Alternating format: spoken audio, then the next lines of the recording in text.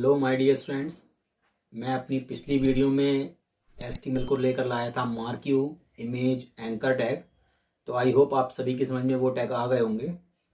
और इस बार मैं आपके लिए लाया हूँ टेबल और टेबल से रिलेटेड उसके जितने भी एंकर्स हैं प्लस फॉर्म टैग। तो आज मैं स्टार्ट कर रहा हूँ टेबल एंड फॉर्म को लेकर। तो देखिए इसमें होता क्या है। तो देखिए स्क्रीन पर मैंने आपके सामने एक प्रोग्राम ओपन किया हुआ है नोटपैड पर, जिसमें मैंने एक टेबल को ड्रॉ किया है। याद रखिएगा, जब हम कभी HTML में किसी टेबल को ड्रॉ करते हैं तो हमें सबसे पहले टेबल टैग ओपन करना होता है। इसके बाद हम लगाते हैं TR। इस TR का मीनिंग होता है टेबल रो, ये रो को क्रिएट करेगा। और यहां पर हम फॉलो करते हैं TH टैग। TH का मीनिंग है यहाँ पर टेबल हेडिंग। तो टेबल हेडिंग अगर हम बनाते हैं तो इससे क्या होगा, जो हमारे हेडिंग होगा टेक्स्ट वो बोल्ड होकर आता है। तो यहां पर मैंने हेडिंग्स बनाए हैं, लाइक TH में पहला हेडिंग रखा है roll number, second one is name, third one is class. फिर मैंने TH क्लोज करके और TR को क्लोज किया, यानी अपनी हेडिंग रो को क्लोज करने के बाद हमने यहाँ पर फॉलो किया अगेन TR, यानी मैं अगेन एक नेक्स्ट रो क्रिएट करने जा रहा हूं। और यहाँ पर हमने यूज किया TD। TD का मीनिंग होता है टेबल डिस्क्रिप्शन। याद रखिएगा, यहाँ पर हमने जो ऊपर हेडिंग्स बनाए थे उनका जो डिटेल होगा या डिस्क्रिप्शन होगा उसके लिए हम यहाँ यूज करते हैं TD टैग। तो TD में मैंने पहले लिखा 1, तो याद रखिएगा ये 1 फॉलो करेगा रोल नंबर को। सेकंड अगेन TD बनाया, मैंने वहां पर लिखा अमित, अमित फॉलो करेगा नेम को। और अगेन मैंने TD में लिखा है 6, ये 6 फॉलो करेगा हमारे क्लास को लेकर। तो इसी तरह से मैंने यहाँ पर 3 रोज को क्रिएट किया हुआ है, जिसमें मेरी फर्स्ट रो हेडिंग के लिए है। अब देखिए इस फाइल को सेव करके रन करा रहा हूं आपके सामने। तो यहाँ पर हमने फाइल को फाइल में जाना है, सेव एज में जाना है। यहाँ पर हमें ये देखना होगा कि हमारी फाइल की लोकेशन क्या आ रही है। तो मैं इसे डेस्कटॉप पर सेव कर रहा हूं और इस फाइल का नाम रख रहा हूं मैं लाइक tab1.html। तो यहां पर हमसे फाइल ओवरराइट करवा रहा है, यस किया हमने। फिर हमें अपना कोई भी एक वेब ब्राउजर खोल लेना है, चाहे वो इंटरनेट एक्सप्लोरर हो या फिर गूगल क्रोम। तो मैंने ऑलरेडी क्रोम खोला हुआ है। तो यहां पर देखिए ऑलरेडी वैसे तो मेरी फाइल आ रही है, बट मैं इसे फिर भी चेंज करता हूं। तो यहां पर हम यूज करेंगे कंट्रोल O। कंट्रोल O करने के बाद हमें यहां पर अपनी फाइल को सिलेक्ट करना होगा, tab1.html। और ये याद रखिएगा, जिस जगह पर फाइल को सेव किया है लोकेशन सेम होनी चाहिए। लास्ट टाइम चूंकि मैंने फाइल को डेस्कटॉप पे सेव किया था तो मैं इसे ओपन भी वहीं से करूंगा, देन ओपन।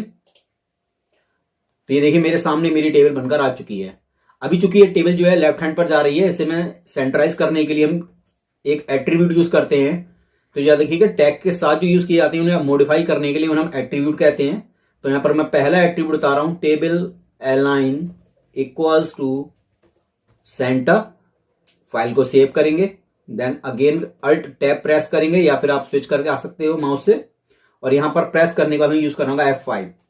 देखिए F5 प्रेस करते ही मेरी टेबल थी वो सेंटर में जा चुकी है। ये मैंने सेंटर में इसलिए की क्योंकि आपको स्क्रीन पर डिस्प्ले प्रॉपर मिलता रहे। अब देखिए इसके बाकी के एट्रीब्यूट्स क्या क्या हैं। बॉर्डर या BG कलर। तो पहले हम बॉर्डर अप्लाई करते हैं, क्योंकि अभी हमारी टेबल पर कोई बॉर्डर नहीं आ रहा। मैंने बॉर्डर इक्वल्स टू पास किया लाइक 2, फाइल को सेव किया, वापस जाकर F5। तो देखिए टेबल पर बॉर्डर अप्लाई हो चुका है। इसका अलाइन अप्लाई करने के लिए मैं अलाइन टैग लगा रहने देता हूं, ताकि हमारी टेबल का जो आउटपुट है वो मैं सेंटर में मिलता रहे। तो यहां पर अभी हमने बॉर्डर को 2 से असाइन किया है। यहां पर हम कितना भी डीप बॉर्डर ले सकते हैं। अगर मैं 4 देता हूं तो देखिए ये डीप हो गया। यहीं पर अगर मैं इसमें कोई कलर अप्लाई करना चाहता हूं तो मैं लगा सकता हूं BG कलर इक्वल्स टू और देन कोई भी कलर नेम, लाइक मैं ले लेता हूं ब्लू। देन फाइल सेव करनी होगी और एक्सपोर्ट पे आकर F5। तो देखिए कलर ब्लू आ चुका है। अगर मैं चाहता हूं इसका कलर और कुछ चेंज कर लेते हैं, लाइक मैं ले लेता हूं येलो, ताकि ब्लैक पर दिखाई दे। File save.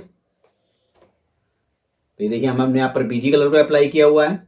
और अगर मैं बॉर्डर पे कलर देना चाहता हूं तो देखिए अगर मैं बॉर्डर पर कलर देता हूं तो मैं यहां पर ले देता हूं like border colour equals to, अब चूंकि वो मैंने रेड रखा है तो मैं यहां पर देता हूं लाइक ब्लू। फाइल सेव करते हैं। तो देखिए ब्लू कलर का बॉर्डर बनकर आ चुका है। इसके अलावा हम यहां पर इसमें और अप्लाई कर सकते हैं,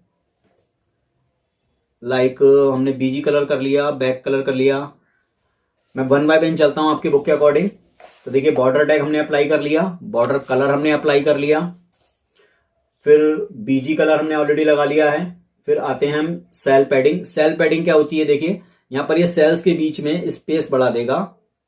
सेल पैडिंग इक्वल्स टू, और मैं लाइक पास कर देता हूं 10। तो देखिए सेल्स का साइज बड़ा हो चुका है। अगर मुझे इन सेल्स के बीच में स्पेस ज्यादा चाहिए तो हम यहां पर लगाएंगे cell spacing equals to like 5।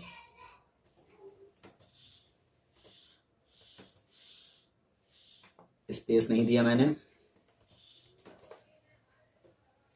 देखिए सेल्स के बीच में स्पेस बढ़ चुका है, और इंक्रीज करके दिखा देता हूं मैं आपको।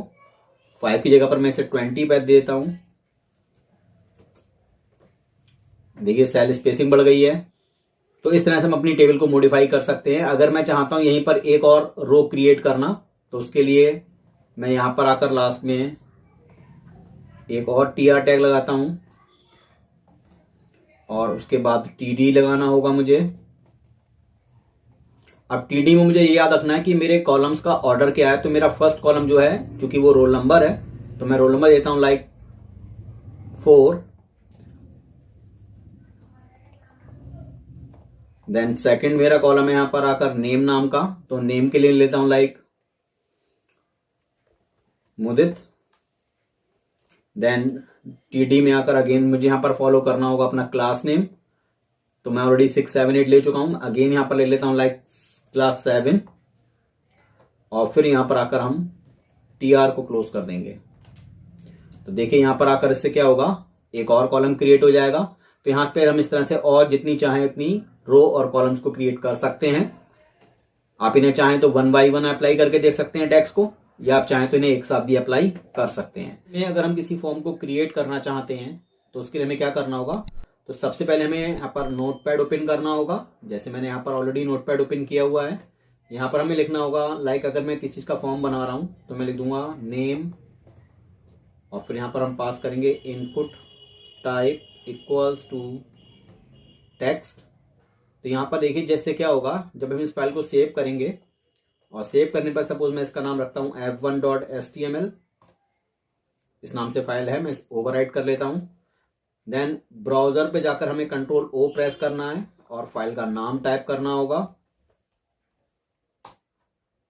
तो देखिए यहां पर टेक्स्ट बॉक्स बनकर आ चुका है। अब अगर इस टेक्स्ट बॉक्स में हम कुछ लिखना चाहें तो यहां पर हम इसमें कोई टेक्स्ट भी अपना पास कर सकते हैं। अगर मैं इस टेक्स्ट बॉक्स का साइज एडजस्ट करना चाहता हूं तो मुझे यहां पर इसके अंदर आकर लिखना होगा साइज इक्वल्स टू 10। अगर मैं 10 करूंगा तो देखिए यहां पर साइज में चेंजेस आएंगे। फाइल को सेव करना होगा। देखिए टेक्स्ट बॉक्स छोटा हो चुका है, क्योंकि बाय डिफॉल्ट ये जो टेक्स्ट बनाता है ये इसका साइज बाय डिफॉल्ट 20 रखता है। अगर मैं इसे 30 कर देता हूं तो यहां पर टेक्स्ट बॉक्स का साइज और ज्यादा बड़ा हो जाएगा। तो ये हमारे ऊपर डिपेंड करेगा कि हम उसे कितना साइज देना चाहते हैं। यानी अगर आप इसे कोई साइज नहीं देंगे तो ये अपने आप ही इसका साइज 20 पिक कर लेता है। इसी तरह से मैं यहां पर चाहता हूं नेम के बाद सपोज एक फील्ड ऐड करना, फादर्स नेम।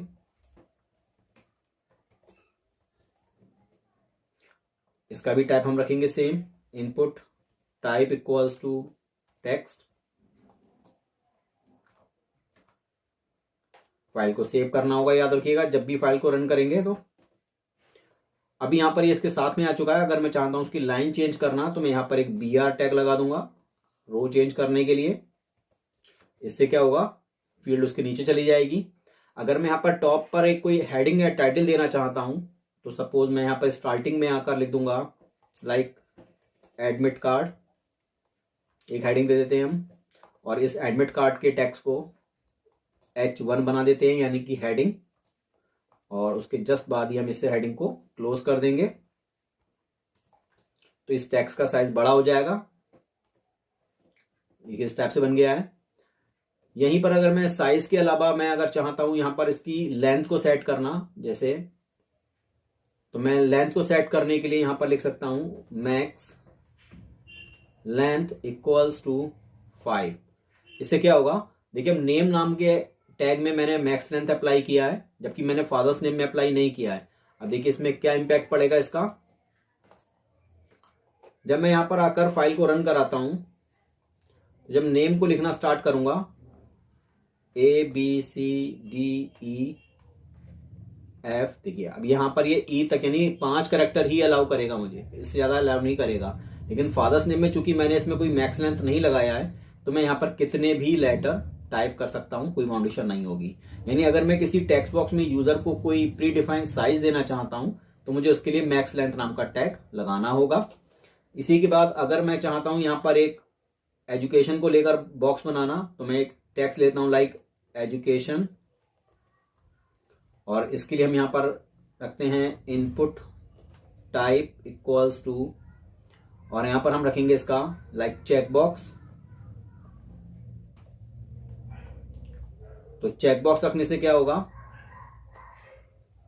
और यहां पर हम इससे पास कर देते हैं कोई फील्ड लाइक ग्रेजुएट, और अगेन हम इसे एक और दे देते हैं input type equals to check box, और यहां पर हम टाइप कर देते हैं लाइक पोस्ट ग्रेजुएट। फाइल को सेव करते हैं, रन कराते हैं। अब यहां पर लाइन चेंज इसने अप्लाई नहीं करी, तो मैं यहां पर BR टैग लगा देता हूं।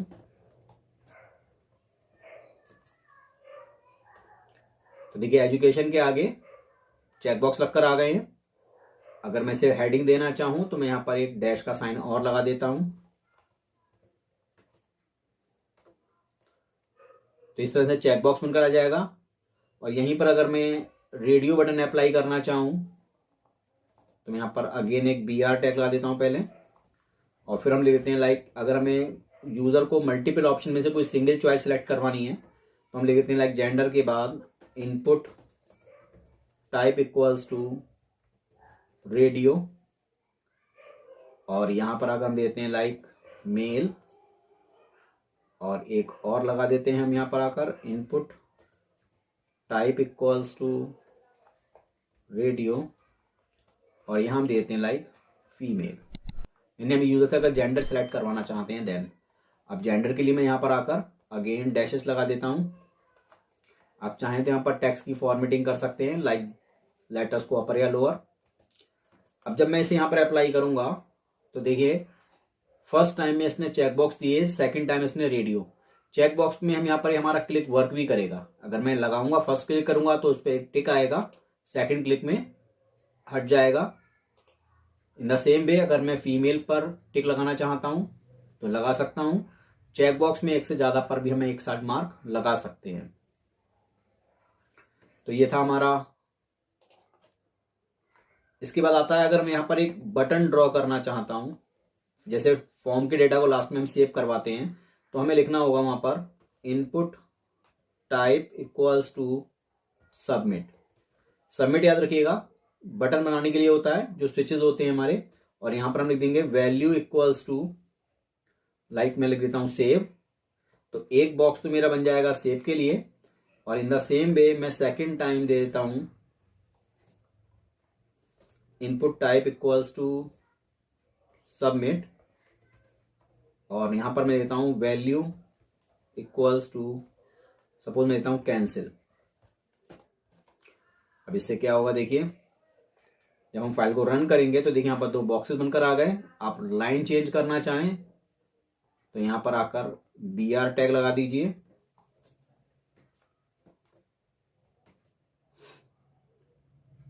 फाइल को सेव करेंगे और रन कराएंगे, और देखिए इन बटन्स पर हमारा क्लिक भी हो रहा है। बट अभी ये एक्शन परफॉर्म नहीं करेंगे, क्योंकि इनके लिए हमें इनकी कोडिंग करनी पड़ती है, तभी अपना एक्शन परफॉर्म करते हैं। तो इस टाइप से हम बटन्स को ड्रॉ कर सकते हैं। इसके अलावा अगर मैं चाहता हूं यहाँ पर यूजर से कोई सिटी वगैरह को लेकर फिलअप ना कराकर सिलेक्ट करवाना, तो मैं यहाँ पर एक जेंडर के जस्ट बाद ही बटन से पहले मैं यहाँ पर एक और BR टैग लगाकर मैं लिख लेता हूं लाइक सिलेक्ट